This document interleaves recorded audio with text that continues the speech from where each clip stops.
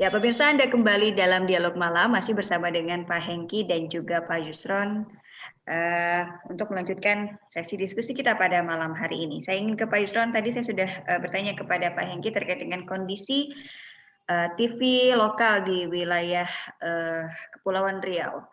Di wilayah Anda sendiri saat ini bagaimana kondisi TV-TV lokalnya, sudah memenuhi kebutuhan masyarakat sekitar atau seperti apa, Pak Yusron?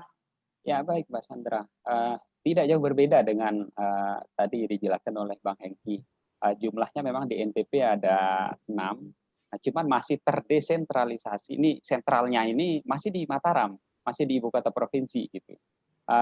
Untuk Pulau Sumbawa itu ada 4 kabupaten lagi di sana, itu masih baru ada 1, dan itu pun coverage areanya belum maksimal juga gitu.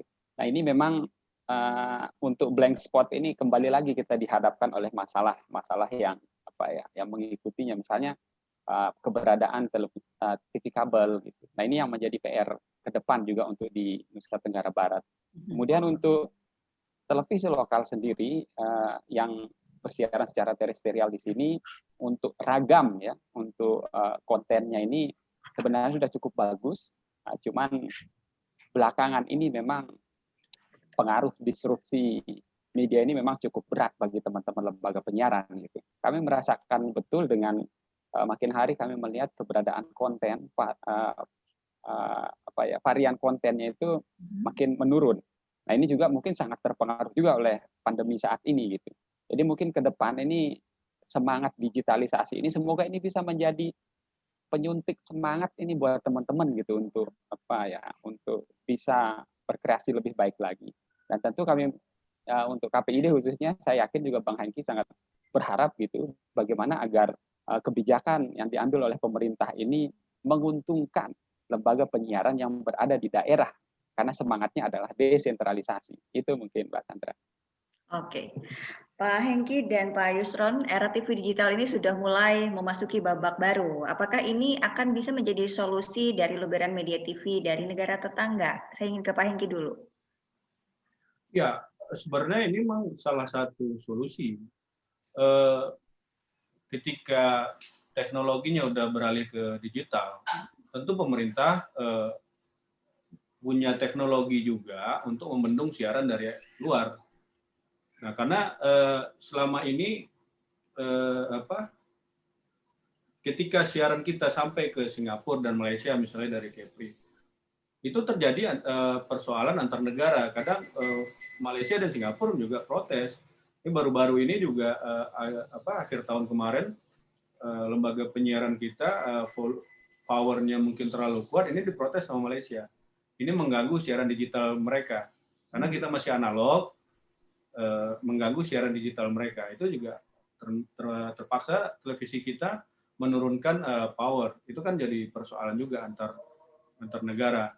Nah, kita berharap dengan adanya digital ini, tentu masing-masing negara sudah punya frekuensi masing-masing dan tidak akan ada lagi yang namanya interference antar frekuensi antar negara. Nah, ini menjadi solusi. Kemudian selain itu masalah teknis, kemudian program siaran. Nah, kita berharap dengan program siaran yang semakin bagus, tentu ini menjadi pilihan bagi masyarakat. Kemudian dengan digital, cakupan wilayah layanan juga semakin besar, semakin luas. Contoh sekarang untuk di digital yang simulcast ini, wilayah layanannya ada Kepri 1. Kepri 1 itu sudah mencakup 4 kabupaten kota. Kalau dulu hanya 2, sekarang udah 4. Nah, kalau TVRI, kebetulan TVRI di 7 kabupaten kota di Kepri sudah ada pemancar digitalnya. Jadi kalau untuk TVRI dan lembaga penyiaran yang sewa MUX-nya ke TVRI itu sudah bisa menikmati siaran digital di 7 kabupaten kota. Mungkin maaf, ada 1 kabupaten yang belum, yang masih TVRI yang masih melakukan perbaikan di sana, di Lingga kalau nggak salah.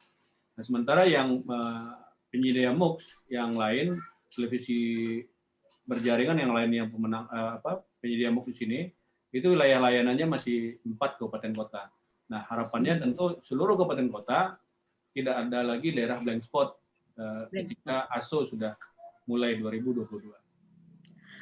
Sebanyak apa Pak jika dipresentasikan blank spot yang ada di daerah Bapak saat ini? Ada 4 kabupaten. 4 kabupaten. Okay. Ya, ada di Anambas, ada di Natuna, ada di Lingga, dan juga ada di sebagian Karimun. Oke. Terima kasih Pak Hengki. Saya ingin ke Pak Yusron. Nah, era TV digital ini juga apakah akan bisa menjadi solusi dari akan hadirnya keberagaman konten, Pak Yusron? Sangat. Jadi dengan lebar pita frekuensi yang diisi oleh lebih banyak lagi, kanal ini menjadi akan menarik gitu. Ini akan banyak lagi peluang usaha, akan banyak lagi channel-channel, kalau kita bisa sebutkan nanti channel-channel televisi baru yang bisa muncul dari peluang usaha nanti yang akan diterbitkan untuk digital ini gitu. Namun tentu dengan tidak mengabaikan sebenarnya ya, bagaimana sebelumnya ada televisi-televisi analog yang memang berjuang udah cukup lama untuk ikut membangun masyarakat di Nusa Tenggara Barat. Nah, inilah nanti yang akan menjadi perjuangan tersendiri ini untuk teman-teman yang existing lah, kita katakan dari analog beralih ke digital. Nah, nanti bagaimana bersaing dengan pendatang baru. Nah, ini kan nanti konten ini modelnya akan semakin segmented gitu, akan semakin mengecil ruang keberagaman konten. Jadi makin banyak lembaga penyiarannya, justru nanti akan lebih spesialis lagi tentu lembaga penyiaran ini agar memiliki pasar tersendiri gitu. Oke, seperti itu sih harapan kami kalau di Nusa Tenggara Barat, Mbak Sandra. Oke, terkait dengan keberagaman konten, Pak Hengki. Ya. Keberagaman konten ini harus menjadi ciri khas peralihan dari TV analog ke TV digital. Gimana nih menurut Pak Hengki? Ya, memang benar apa yang dikatakan Bang Yusron. Ke depan itu kan persaingannya adalah konten. Nah, yang dilirik televisi karena kan banyak nih nanti televisi yang ada di daerah. Tentu yang dipilih oleh pemirsa adalah konten. Nah, kita berharap juga selain beragamnya konten, ini juga menumbuhkan industri-industri kreatif di daerah yang bisa memproduksi konten. Jadi lembaga penyiaran yang berjaringan yang dari Jakarta misalnya itu tidak lagi membawa PH-PH dari Jakarta, tapi PH mudah-mudahan dengan industri digital ini PH-PH di daerah juga tumbuh. Nah, jadi itu juga meminimal biaya produksi lembaga penyiaran yang ada di Jakarta misalnya ketika bikin konten di daerah.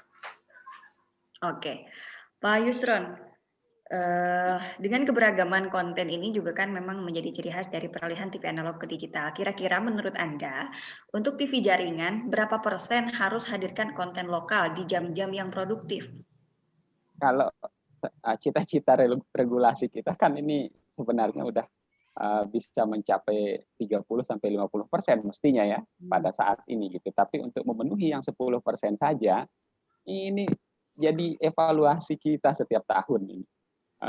Masih ada beberapa yang belum memenuhi itu. Kalau sesuai dengan jadwal, schedule yang dikirim ke Jakarta, iya, betul memenuhi 10%. Tapi apakah konten itu betul-betul terupdate kah? Terus ditayangkan pada, kalau kami nyebutnya ya jam tahajud, itu jam malam gitu ya. Nah, lebih banyak di situ. Nah, sebenarnya hal-hal seperti ini sebenarnya gimana, itu saja dulu yang disemangati, bagaimana untuk pemenuhan yang 10% dan berada memang di jam-jam efektif masyarakat kami sedang bangun untuk menonton gitu. Nah, ini yang masih terus kita coba, Mbak Sandra, bagaimana mendorong teman-teman SSJ ini untuk memenuhi kewajibannya di daerah di mana dia bersiaran. Oke, terkait dengan peralihan imigrasi dari analog ke digital ini bagaimana sejauh ini persiapan infrastruktur yang dirasakan di daerah Pak Hengki dan Pak Yusron? Mungkin Pak Hengki dulu, silakan Pak Hengki. Ya, kalau di Kepri infrastrukturnya alhamdulillah karena sudah mulai ya dari 2019 kemarin itu sudah mulai fokus ke sana, ke digital, daerah perbatasan. Jadi di saat ini di Kepri ada TVRI, ada Trans TV yang sudah punya MUX digital. Kemudian baru-baru ini juga ada grupnya MTech juga sudah bersiaran di digital. Jadi sudah ada 3 pilihan sekarang yang bersiaran di MUX-nya digital. Paling ya nanti kami sebarannya di 7 kabupaten kota yang kami harapkan. Jadi infrastrukturnya tidak hanya di Batam, tapi juga di kabupaten-kabupaten lain yang terjauh, terluar di Kepulauan Riau. Untuk set-top box sendiri, bagaimana Pak Hengki di sana? Nah, ini juga menjadi pertanyaan kami sebenarnya. Karena pemegang MUX itu kan mereka berkewajiban membagikan set-top box ya kepada masyarakat yang kurang mampu atau memang kepada pemirsa di sinilah. Nah, kami harapannya pemegang MUX juga kita saling berkoordinasi. Jadi kami juga tahu sebaran set-top box itu udah sebanyak apa, sejauh mana gitu. Karena kami nggak tahu nih berapa yang nonton digital. Oke. Nah, kita belum tahu berapa masyarakat, berapa rumah yang sudah memiliki set-top box digital.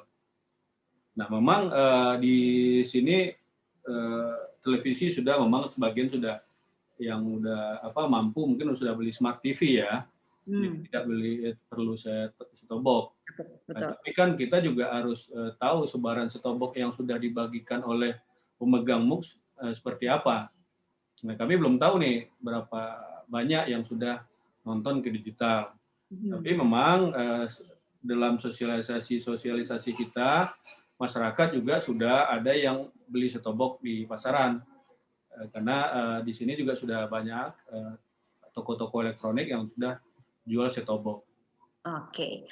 Pak Hengki, lebaran media asing ini sejauh mana bisa menghilangkan nasionalisme jika tidak diantisipasi? Ya, kalau memang terus-menerus disiarkan, bukan tidak mungkin ya, lambat laun juga bisa menghilangkan rasa nasionalisme di perbatasan. Karena kan kita sama-sama tahu bahwa penyiaran ini jika terus-menerus diinikan bisa merubah mindset seseorang kan. Betul. Jika terus-menerus.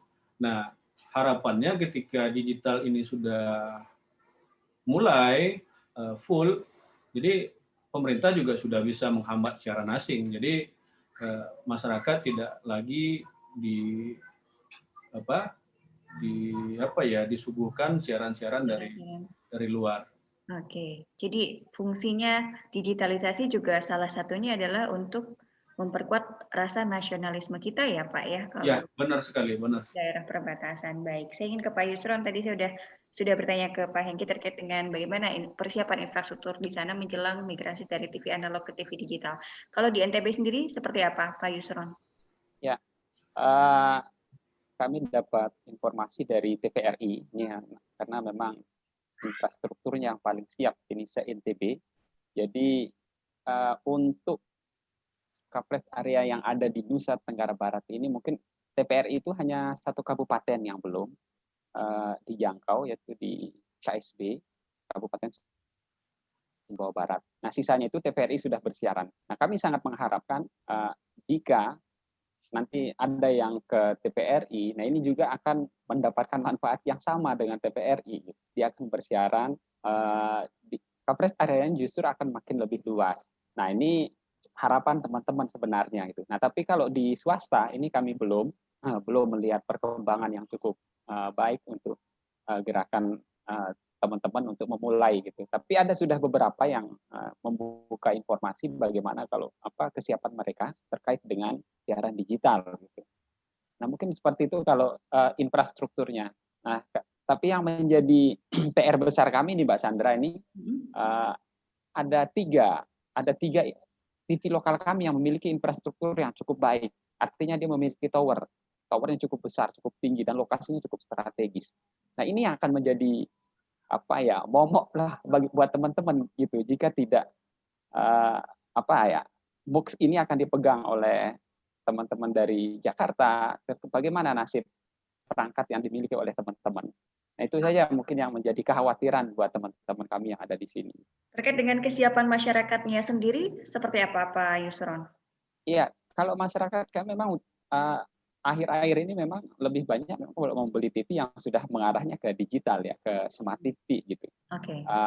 Cuman ada masih banyak warga kami yang berada di daerah-daerah terpencil di 3T itu, itulah yang akan menjadi sasaran sebenarnya persebaran STB nanti yang akan dibagikan gitu. Nah, nanti ini saja ini menjadi pekerjaan bersama kita bagaimana distribusi STB itu kepada masyarakat yang betul-betul memang membutuhkan di daerah gitu. Tapi semangatnya udah cukup baik, siap menerima digital gitu. Siap menerima digital. Baik, kita akan lanjutkan kembali diskusi kita pada segmen selanjutnya, tapi kita harus jeda dulu sesaat, jadi jangan kemana-mana, tetap di Dialog Malam.